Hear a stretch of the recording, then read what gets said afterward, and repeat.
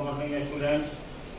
Class 10 chapter 1 economics का पढ़ रहे हैं हम लोग। इसके पहले दो वीडियो में आप डेवलपमेंट क्या है उसके डिफरेंट प्रोस्पेक्टस के बारे में पढ़े हैं, नेशनल डेवलपमेंट के बारे में पढ़े हैं और कैसे विभिन्न देशों का comparison on the basis of development किया जाता है, इसके बारे में अभी तक हम पढ़े।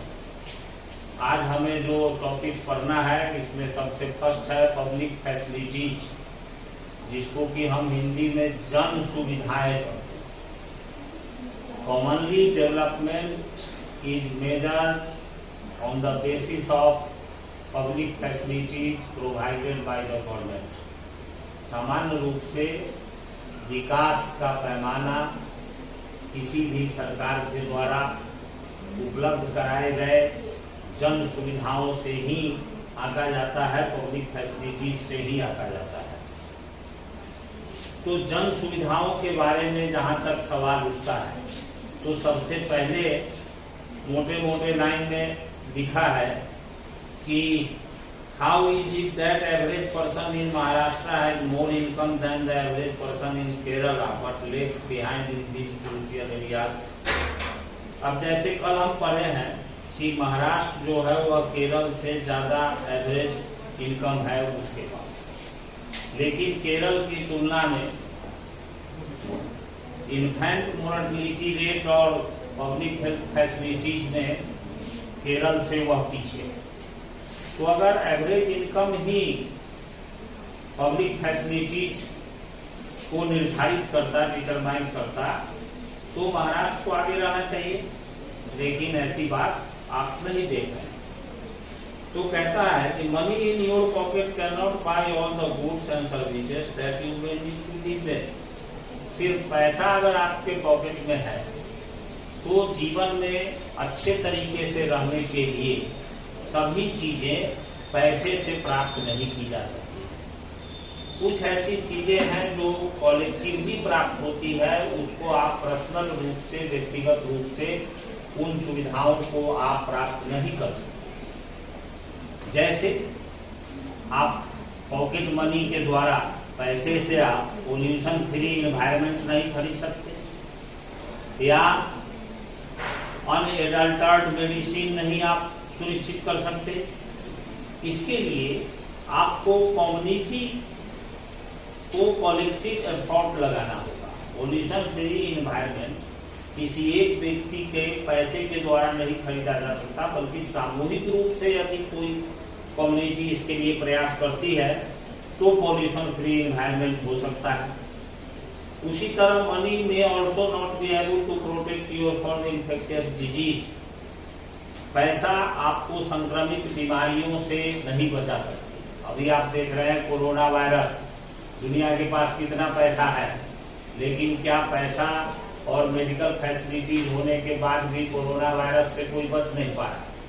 तो पहले ही इकोनॉमिक्स में लिख दिया गया कि money in your pocket can not buy all the goods and services. सभी सेवाएं और सभी वस्तुएं आप प्राप्त नहीं कर सकते। कोरोना इन्फेक्शन को आप नहीं रोक सकते पैसे के द्वारा। अगर ऐसा संभव होता तो आज की दुनिया में पैसे की कमी नहीं है, इस इन्फेक्शियस डिजीज को रोका जा सकता था। यह तभी हो सकता है जब whole of your community takes preventive steps. यदि आपके आसपास रहने वाले सभी लोग, पूरा समुदाय अगर बचाव का कदम उठाएगा, प्रिवेंटिव स्टेप उठाएगा, लॉकडाउन में रहेगा, तभी वो कोरोना से बच सकता है। नहीं तो कोई एक व्यक्ति अगर प्रयास करे कि वह सिर्फ लॉकडाउन में रहे और सैनिटाइजर का इस्तेमाल करे, लेकिन उसका पड़ोसी यदि लॉकडाउन में नहीं रह रहा है और वो सैनिटाइजर का इस्तेमाल नहीं कर रहा है, तो कोरोना वायरस के संक्रमित होने से वह व्यक्ति भी नहीं बच सकता। तो कुछ ऐसी चीजें हैं जो कम्युनिटी एफर्ट से आती है। उसी तरह एजुकेशन का उदाहरण इसमें दिया है कि actually for many of the important things in life the best way, also the cheapest way is to provide these goods and services collectively. बहुत सारी ऐसी चीजें और सेवाएं जीवन में होती हैं जिन्हें व्यक्तिगत रूप से उपलब्ध कराने से ज्यादा सस्ता और आसान होता है सामूहिक रूप से उपलब्ध कराना। इसमें एक सिक्योरिटी गार्ड का उदाहरण दिया है कि अगर एक लोकेलिटी में रहने वाले सभी लोग अपने सुरक्षा के लिए, घर की सुरक्षा के लिए सिक्योरिटी का व्यवस्था करें तो अलग अलग उन लोगों को अलग अलग ज्यादा पैसा खर्च करना पड़ेगा। लेकिन अगर उस पूरे कम्युनिटी के लिए अगर सुरक्षा का कोई व्यवस्था किया जाए सामूहिक रूप से सिक्योरिटी के लिए तो वह सस्ता होगा, उसमें कम पैसा खर्च होगा और पूरा कम्युनिटी भी सुरक्षित रहेगा। उसी तरह एजुकेशन का भी उदाहरण दिया कि आप अपने बच्चों को तभी पढ़ा पा रहे हैं जब बगल वाले भी अपने बच्चों को पढ़ा रहे हैं, उनकी भी इच्छा है, इंटरेस्ट है कि अपने बच्चों को पढ़ाएं। अगर आपके आसपास के रहने वाले लोगों को अपने बच्चों को पढ़ाने में रुचि नहीं होती तो आप भी अपने बच्चों को नहीं पढ़ा सकते। और इसके लिए गवर्नमेंट फैसिलिटी उपलब्ध कराती है। Many people believe that the government should open schools and provide the facilities so that all children have to chance study. अब सभी बच्चों को पढ़ने का मौका मिले, इसके लिए यह जरूरी होता है कि गवर्नमेंट स्कूल खुलवाए ताकि सभी बच्चों को उसमें पढ़ने का मौका मिले। और सरकारें यह करती भी, जितना भी एजुकेशनल इंस्टीट्यूट है एजुकेशन देने के लिए वो सभी सरकार के द्वारा खोले गए हैं। सरकार उन विद्यालयों का प्रबंधन करती है ताकि सभी बच्चे पढ़े, शिक्षित हों। तो अब जैसे बहुत सारे एरिया में लड़कियां, girls are not able to achieve secondary level schooling because government और या society has not provided a good facility. लड़कियां सेकेंडरी लेवल से आगे इसलिए नहीं बढ़ पाती हैं कि सरकार और समाज उनके लिए पर्याप्त फैसिलिटीज की व्यवस्था नहीं की है। तो पब्लिक फैसिलिटीज ऐसी फैसिलिटीज है जिसकी व्यवस्था कॉलेक्टिवली सामूहिक रूप से की जा सकती है और कोई सोसाइटी या गवर्नमेंट ही इसके लिए पर्याप्त व्यवस्था कर सकती है, तभी लोगों को जन सुविधा पर्याप्त रूप से मिलेगी। अब अगला जो इसमें, अब जैसे केरल में जो लो इन्फेंट मोर्टेलिटी रेट है वह क्यों है? ऐसा है, उसके पीछे कारण है कि वहाँ adequate provisions of basic health and educational facilities, प्रारंभिक शिक्षा और प्रारंभिक मूलभूत स्वास्थ्य और शिक्षा सुविधाओं को बेहतर फैसिलिटीज, केरल में बेसिक हेल्थ और बेसिक एजुकेशन का बहुत ही अच्छा सुविधा फैसिलिटीज है जिसके कारण वहाँ शिशु मृत्यु दर कम है।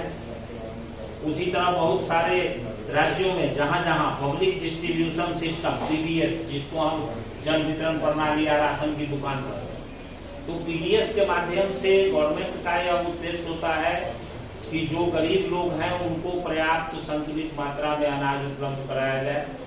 तो जिन राज्यों में पीडीएस सिस्टम बेहतर तरीके से काम कर रही है वहाँ के बच्चे ज्यादा स्वस्थ, हेल्दी और एजुकेटेड हैं, क्योंकि एजुकेशन प्राप्त करने के लिए बेटर हेल्थ का भी रहना जरूरी है। तो ये सारी चीजें भी डेवलपमेंट के लिए रेस्पॉन्सिबल है, उत्तरदायी है। अब एक इसमें आता है BMI, body mass index. BMI का फुल फॉर्म होता है बॉडी मास इंडेक्स। कोई भी व्यक्ति कुपोषण का शिकार है, यानी उसको हेल्थ फैसिलिटी बेहतर तरीके से मिली है या नहीं मिली है, इस बात की पहचान बीएमआई इंडेक्स से किया जाता है। उसमें लोगों के, व्यक्ति के शरीर का हाइट और उसका वजन का कैलकुलेशन किया जाता है। आप इसमें एक्टिविटी 3 में पेज नंबर 13 में देख सकते हैं कि this is easy to calculate. One way to adult are undernourished. कुपोषण का शिकार है कोई वयस्क व्यक्ति या कुपोषण का शिकार नहीं है, इसको पता करने के लिए यह एक तरीका है। Take the weight of person in kg, then take the height in metre. कितना किलोग्राम उस व्यक्ति का वजन है और कितनी मीटर उसकी ऊंचाई है। Divide the weight by the square of the height, और वेट को हाइट के स्क्वायर से आप डिवाइड कर दीजिए और जितना उसका भागफल आता है, अगर वह 18.5 से कम है तो इसका मतलब है कि वह व्यक्ति जो है अंडर नर्सिंग है, कुपोषण का शिकार है। और यदि उसका भागफल मोर देन 25 आता है किसी व्यक्ति का, तो इसका मतलब है कि वह ओवरवेट है। यानी एक हेल्दी पर्सन का BMI बिटवीन 18.5 टू 25 होगा। अगर आपका BMI 18.5 से लेके 25 के बीच का है तो आप हेल्दी और पोषित माने जाए, नर्सिंग माने जाए। लेकिन अगर इससे कम या ज्यादा है तो आपको अनहेल्दी माना जाए। ये व्यक्ति के स्वास्थ्य का जांच करने का एक कॉमन तरीका है। रीजनल डाटा दिया हुआ है भारत और उसके पड़ोसी देशों का। आप श्रीलंका में देख रहे हैं कि gross national income per capita सबसे ज्यादा है। लाइफ एक्सपेक्टेंसी एट बर्थ 74.3 है, लिटरेसी रेट 91.2 है और ह्यूमन डेवलपमेंट इंडेक्स में उसका रैंक 73 है, जबकि भारत का रैंक 135 है। आप देख रहे हैं कि हम अपने पड़ोसी देश श्रीलंका से भी ह्यूमन डेवलपमेंट के मामले में पीछे हैं। मानव विकास के मामले में, जिसमें कि हेल्थ, एजुकेशन, ये सब चीजें आती हैं, उस मामले में हम श्रीलंका से भी पीछे हैं। हमारा ह्यूमन डेवलपमेंट रिपोर्ट 2014 का ये दिखा, वही लिखा है कि अगला जो चैप्टर है, टॉपिक्स है इसमें सस्टेनेबिलिटी ऑफ डेवलपमेंट, संरक्षित विकास, यानी विकास को कैसे संरक्षित रखा जा सकता है या रिसोर्स का कम से कम यूज करके ज्यादा से ज्यादा डेवलपमेंट करने का जो तरीका है उसे ही हम सस्टेनेबिलिटी ऑफ डेवलपमेंट कहते हैं। Suppose for the present that a particular country is quite developed, we would certainly like this level of development to go up further or at least be maintained for future generation. मान लीजिए कोई देश बहुत develop है और वह अपने इस डेवलपमेंट को फ्यूचर जनरेशन के लिए भी बरकरार रखना चाहता है। This is obviously desirable. However, since the second half of the 20th century, a number of scientists have been warning that the present type and levels of development are not sustainable. बहुत से वैज्ञानिक 20वीं शताब्दी का विकास करने का जो तरीका है उसको सस्टेनेबल नहीं मानते, उसको वह विनाशकारी विकास मानते हैं। उनका ये कहना है कि इस तरह का जो डेवलपमेंट करने का जो तरीका है वह लंबे समय तक सस्टेन नहीं कर सकता, संरक्षित नहीं रह सकता। जैसे ग्राउंड वाटर का एग्जाम्पल भारत में दिया गया है कि recent evidence suggest that the ground water is under serious threat of over use in many parts of the country. भूमिगत जल का लेवल खतरे में है, बहुत सारे क्षेत्रों में जरूरत से ज्यादा उसका यूज हो रहा है, जिसके कारण ग्राउंड लेवल खतरे में आ गया है। किस किस राज्य में ये खतरे में है उसका ये बताया गया है। अब ग्राउंड वाटर जो है एक renewable resources, These resources are replenished by nature as in the case of crops and plants. फसल और पौधों के माध्यम से नेचर इसको रिसाइकिल करती है। However, even these resources may be overused. For example, in case of groundwater, if we use more than what is being replenished by rain, then we would be overused this resource. अब वर्षा के द्वारा ground water का सबसे बड़ा source होता है rain, वर्षा। वर्षा से ही ground water का लेवल बढ़ता है। अब जितना वर्षा हो रही है जितनी मात्रा में और जितना ग्राउंड वाटर का लेवल बढ़ रहा है, यदि उससे ज्यादा हम यूज करते हैं तो ऐसी परिस्थिति में ग्राउंड वाटर का लेवल नीचे की तरफ जाएगा। Non renewable resources are those which get extracted after the years of use. Non renewable और नवीकरणीय रिसोर्सेस उनको कहा जाता है जो बहुत जल्दी तैयार नहीं हो सकता और अगर हम कंटिन्यू उसका यूज करते हैं तो कुछ समय बाद वो खत्म हो सकता है।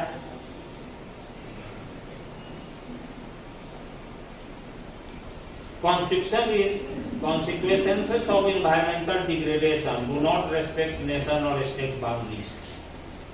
Degradation of environment, पर्यावरण को यदि नुकसान पहुंचता है तो चूंकि पर्यावरण किसी देश की सीमा को नहीं मानता, पूरे दुनिया का वायुमंडल एक दूसरे से जुड़ा हुआ है, अगर किसी एक क्षेत्र में इन्वायरमेंट को नुकसान पहुंचता है तो उसका प्रभाव ऑटोमेटिकली दूसरे देशों पर भी पड़ता है, पूरी दुनिया पर पड़ता है। इसलिए दुनिया के तमाम देशों की रिस्पॉन्सिबिलिटी है कि वो पर्यावरण को बचा के रखें।